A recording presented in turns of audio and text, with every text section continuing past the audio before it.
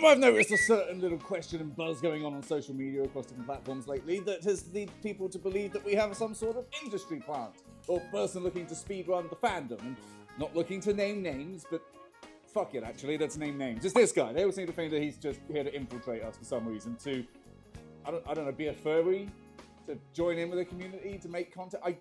It's weird. It's kind of like he's looking to do everything that furries do, but some people seem to think he has malicious intention behind this, and some people seem to think that he's faking it, and I'm like, I wonder what it is. I wonder if anybody did the due diligence and went and had a look at this and researched the guy. No? Okay, fine. I guess I'll fucking do that then, shall I? Whatever. Now, I just want to say, I'm not making this video solely on this guy. He did kind of inspire a few ideas in my head about infiltrating this fandom and being an industry plant in a fandom rather than an industry. So I'm here to mostly talk about those sorts of issues and the reasons why people go about this. But, I mean, let's be honest, this guy is a real prime example of everything I'm looking to talk about. So, yeah, as much as I don't want to make this just a whole video about him, he's actually really useful to illustrate my point. So he's probably going to feature quite a lot. But there we go, let's dig in.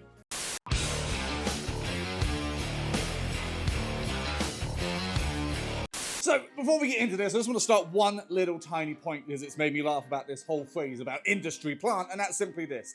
What fucking industry, bitch? Now, obviously, if they're looking to mass-produce fursuits, or AI-generate artwork commissions, or dropship at a furcon, or genuinely just use their resources to completely exploit the pay-to-win system that we do sadly operate a little bit in the fandom here, then yes, I can definitely see that that is a bad thing, that they're using that shit to push out independent artists. But that's a whole other thing, and quite frankly, a whole other video which I will definitely exploit for views. And this isn't that. Content creation itself is not really much of an industry, is it? It's more like a fluctuating social media thing that we are all aware of. And the big names of back in yesteryear, when I first started this thing, have largely moved on, stopped creating, or been cancelled, because a surprising number of them got cancelled. So it's not even like it's a big thing where people stick around for years on end, unless they just don't get the message that their channel's never going to take off. The fuck? Quite frankly, we don't really have much of an industry for someone to put a plant in, and when you see industry plant applied to like music terms, it means someone who is sent by the label to basically be their stooge and their puppet. But I don't think the Furry Fandom has a label or any kind of organization whatsoever, so I don't think that's really applicable, but I don't also think that's what people are truly getting shitty at. In fact, it seems like a lot of people are just more pissed that he's, quote, speedrunning the fandom, and that doesn't even really make sense to me either. Speedrunning the fandom is honestly a really hilarious concept to me because, I mean, what exactly is your issue? Like, you came in here and you did things really fast and I'm, what, jealous? Fucking own it, bitch. If you're jealous, then fucking be jealous. Now, I get it. I will give you some empathy on this one. It does suck when you've been working very hard at a thing to try and succeed and you see other people come in and immediately shoot up and reach heights that you're not really convinced you're ever going to reach. And that sucks.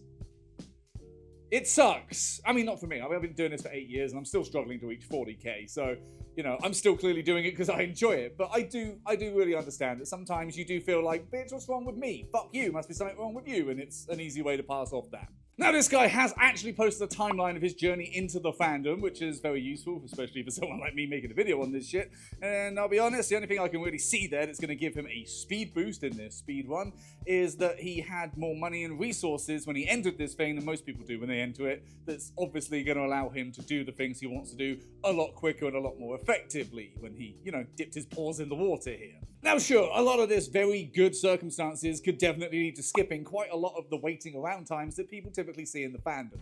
Not everybody finds this fandom in their teen years and then waits like a decade to get their first fursuit and then truly feel like they can engage with it. Some people skip that. Hell, I fucking skipped that, okay? I found this fandom at a random Comic-Con by seeing a random fursuiter and was like, oh shit, I think that's something I want to do. And then by the time the next Comic-Con rolled around, I had this, because I got lucky with a weekend commission slot when someone wanted to test out a head base.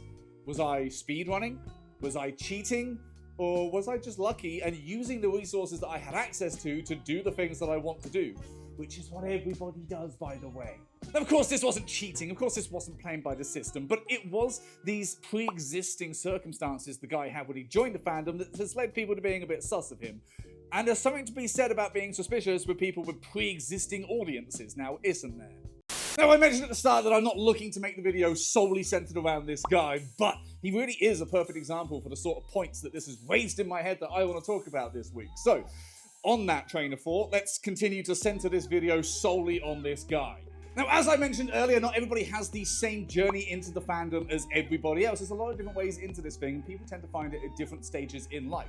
For instance, we have quite the sharp divide between adults and minors, which we should definitely keep and is a good thing. But it also does mean that, sadly, you do have some people that find this at age 12 and spend 6 years before they're able to really fully interact with this thing that's going to be such a huge part of their life.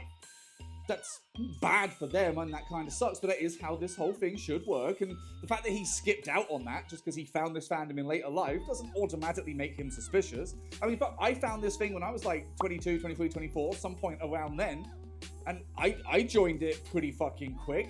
Does that make me instantly suspicious? Shit, actually, wait, does it? Of course, this guy has been around making content across YouTube, TikTok, and Instagram for a lot longer than he's been a furry, and he's done this for a long time before he came to us, garnering a huge fucking audience that furries are yet to actually really hit.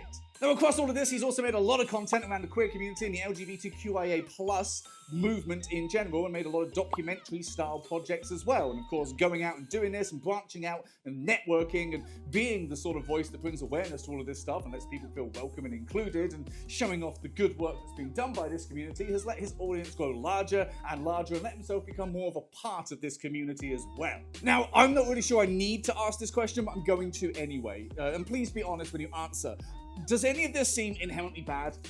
Does any of this seem like something that furries don't typically do when they join the fandom? Does this not seem like a typical furry experience right here? Because I'm personally seeing a lot of overlap here. See, a lot of us actually have a lot of past before we reach the fandom. Not all of us see it in childhood and hold on to it until we can interact with it in adulthood. No, a lot of us have a lot of life before we make it to the fandom. A lot of artists train, a lot of videographers go and study, and generally we pick up a lot of skills and life experience that when we join the fandom, we put to good use.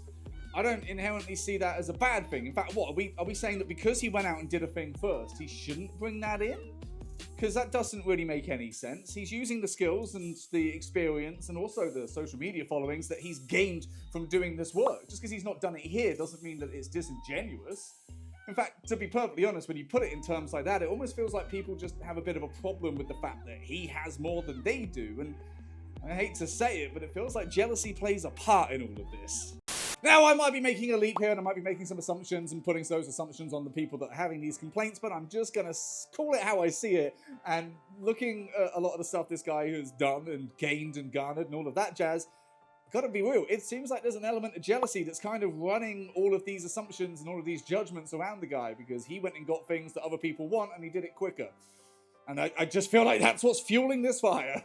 Now, looking back at this guy's history, looking back at all of the work that he has done and all of the content that he has created, it doesn't seem to me personally like if he was entering this fandom and branching into it to become a part of it, that he'd be doing that with any kind of malicious intent or with the goal of exploiting us for further content. He's done fine making content without the furry fandom, so coming into it is unnecessary if that's the only reason he's doing it. Okay, it looks like he's doing this because he genuinely wants to, and even if he wasn't, his content in the past, none of that seems to have any malicious intent behind it neither. None of it was targeted, none of it seemed exploitative. Now, this was my judgment based off of his stuff, and I highly recommend you form your own judgments. You don't take this as gospel, you go back and look for yourself. But that's the conclusion I come to, and I believe it's the only one you can come to. Now, he's been on YouTube for 6 years, and he's got like 460-something thousand subscribers on there. He's got 370,000 subscribers on Instagram, and he's got over 1 million on TikTok. That's pretty fucking impressive for the time that he's been around doing this stuff. And then, of course, in the midst of making all this content and living his life, he went to MFF, found the Furry Fandom, and wanted to make it a big part of his life, and that's incredible. And then he's, what, expected to leave all that audience behind? To put up a wall between those two things and keep it separate so that he does the furry stuff the fair way? Is that what we're saying? I don't think that's fair. He has a whole lot of stuff that he can use to increase and improve his time in the fandom and maybe even mix the two together. I mean, we are a very misunderstood fandom, and he has a habit of making the misunderstood understood from the look at his documentary style projects, so is that not maybe something he would want to do? I don't really feel like just because he has an audience that he's already built up in a different direction, he has to forfeit all of that to gain entry to a thing that none of us get to dictate he's allowed to or not. Now, he's also been very successful at making content, and to get to this level of success when it comes to making content, you have to make a lot of it and learn. He has done that. He's been operating on YouTube for 6 years, which means he has 6 years of experience to bring to making content here. Doesn't mean he's cheating, it means he just did the work somewhere else. And sure, you can say that coming in and working with very big name furry creators like Finn, like Astra, could be, quote, clout chasing, but let's dial that back a bit, because that's a very pointed fucking accusation I've seen people making, and let's look at this more realistically. He likes creating content and wants to create content in the furry fandom. Therefore, he's going to look at content creators within the furry fandom. Do you think that my lowly 38k ass is going to register on a Google search? It's going to come up in the algorithm? Or do you think that he's going to see these two people who have bigger followings, who have been doing this much more visibly, have been networking, have been very active, have gone to a lot of cons and have big, huge followings? Is he going to see those first? Because I feel like he'd see those first. I don't take that personally with me, for fuck's sake. But then I don't take that shit personally, because I do this because I enjoy it. This is how the system works. They're very active, they go around, do these things. More importantly, they collaborate a lot with other people, which means he can see instantly that they are open to collaborations. I'm a lonely little fucker. I barely collaborated with anyone. People wouldn't look at my channel and think, oh, he wants to work with people. He does all this shit on his own. As much as I might want to work with other people, they're not going to just get that vibe automatically. So of course, a little channel like mine is naturally going to be shot to the top, and he's going to choose that.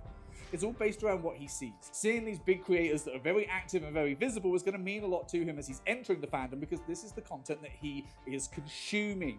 We all do that, for God's sake. We've all done that. That's why we have our favorites. I'm going to be real here. I'm failing to see any of this as cheating. It just seems like the system is set up this way and he's operating within it. And we've seen a lot of other people do this and don't have a problem with it because they're, what, one of our own, and this guy allegedly is not? He's just doing what he does, what he's always done, and now he's just doing it over here. I don't really see that as a bad thing. And, you know, yeah, he's talking to Finn and Astra, two very big content creators here.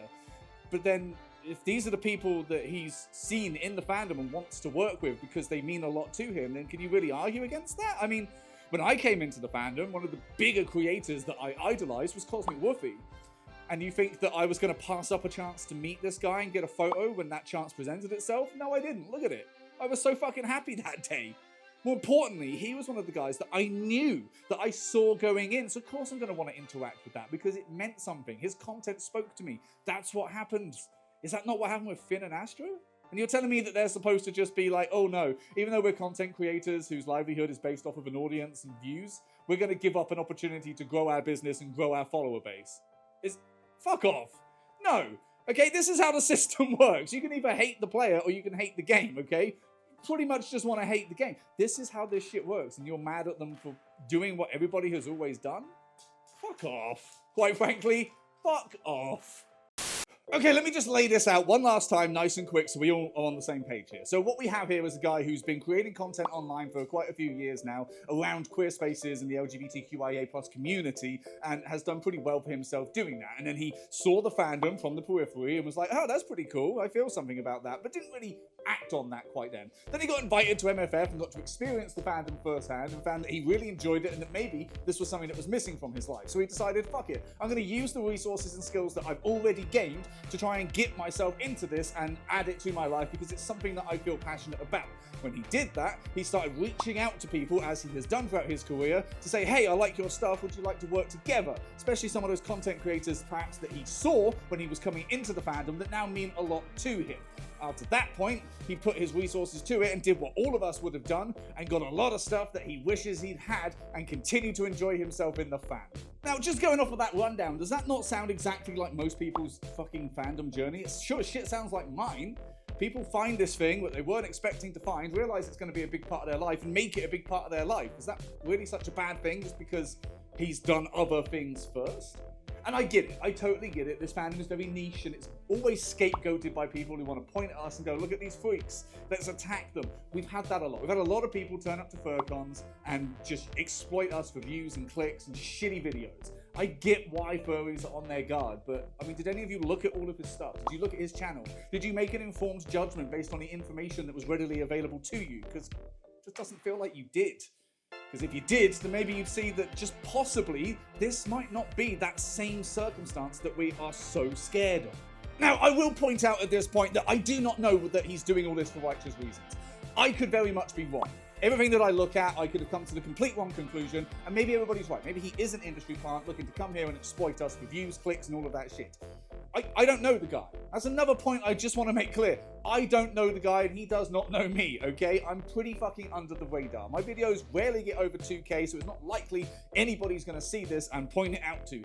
That's not me trying to shoot myself down. I'm just being realistic here. I haven't met the guy. I don't know the guy. He's not reached out and vice versa. So I'm not doing this to kiss the ring. I'm not doing this because he's a friend. I'm doing this because it was something that I saw that interested me and made me think about different things around this fandom. And I thought, fuck it, let's make a video on that because that's what I've been doing for 8 goddamn years now, okay? Just wanted to make that clear that I'm not just here trying to kiss ass. Now, of course, there are some questionable issues that have been brought up as well that do need addressing because nobody is completely fucking perfect. And yeah, people are a little bit upset with the flaunting of wealth, especially when obviously the economy is completely fucked and so are all of us. But I mean, again, jealousy does play a little role in that. Now, I get it. Flaunting wealth is incredibly fucking gauche, definition for those who don't know it. And it is a little bit tasteless, but then we see so many furries with 5-figure fursuits that go to every con, who are working on cars, working on their streaming decks, and showing off the wealth as well. So we're okay with it when it's one of our own, but when it's someone else, apparently it's a problem. Y'all need to stop being hypocrites on that one.